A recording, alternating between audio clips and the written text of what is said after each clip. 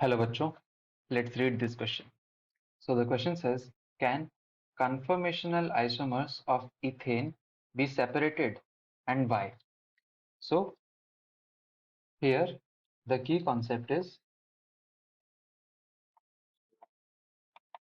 conformational isomerism.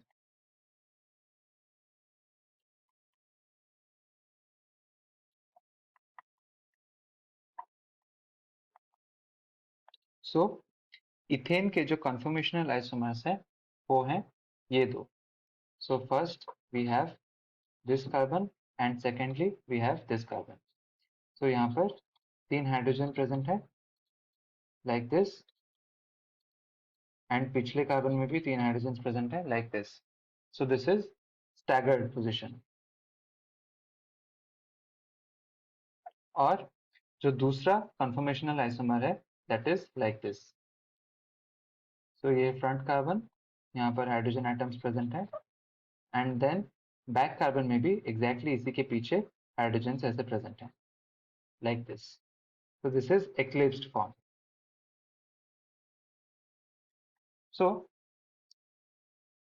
ये जो conformational isomers हैं ये by the rotation of sigma bond इन दोनों में हम interconversion कर सकते हैं. So these interconvert by rotation of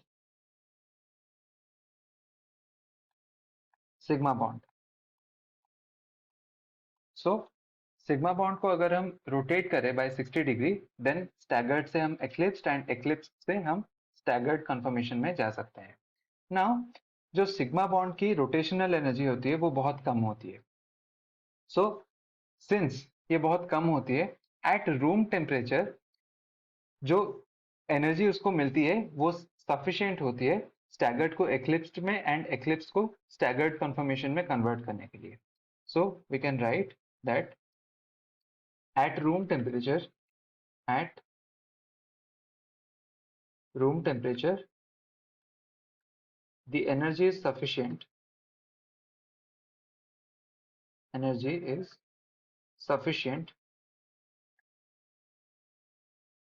to rotate sigma bond of ethane.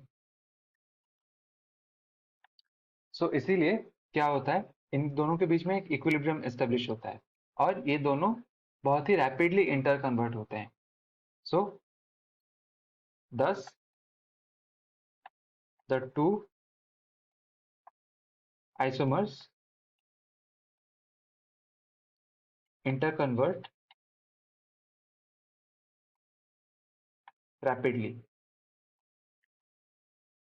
और इसीलिए हम इनको सेपरेट नहीं कर सकते and they can not be separated. But अगर हम बहुत लो टेम्परेचर में ले जाए इनको लाइक एट 0 केल्विन और एब्सोल्यूट 0 टेम्परेचर देन हम इनको सेपरेट कर सकते हैं. So at very low temperature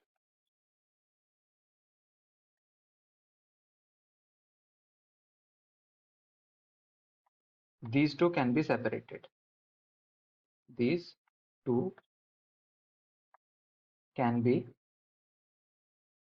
separated. क्योंकि बहुत कम टेम्परेचर में इसके पास काइनेटिक एनर्जी नहीं होती है और इसके पास इतनी सफिशिएंट एनर्जी नहीं होती है सो दैट ये अपने सिग्मा बॉन्ड को रोटेट करता है. सो इसी वजह से इन दोनों को सेपरेट किया जा सकता है. This is the required solution and I hope you understood the concept well.